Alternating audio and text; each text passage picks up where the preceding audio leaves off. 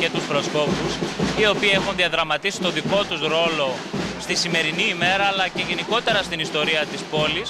Θα πρέπει να πούμε ότι οι πρόσκοποι ήταν η πρώτη οργανωμένη ομάδα εκείνη την εποχή.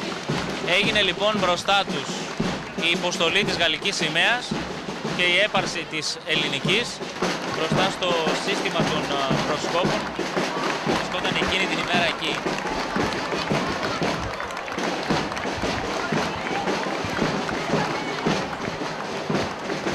14 Μαΐου του 1920 ήταν η μοναδική οργανωμένη ομάδα της πόλης και μπροστά της έγινε η υποστολή της γαλλικής σημαίας από το κτίριο του διασημαχικού διοικητηρίου του σημερινού κτηρίου των ΕΛΤΑ και βεβαίως η παράδοση της Αλεξανδρούπολης στον ελληνικό στρατό.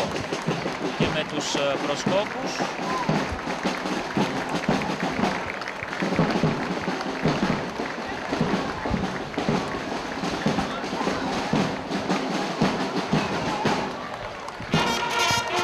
ολοκληρώνεται το πρώτο μέρος της μαθητικής και στρατιωτικής παρέλασης, η μαθητική παρέλαση δηλαδή. Ακολουθεί η μπάντα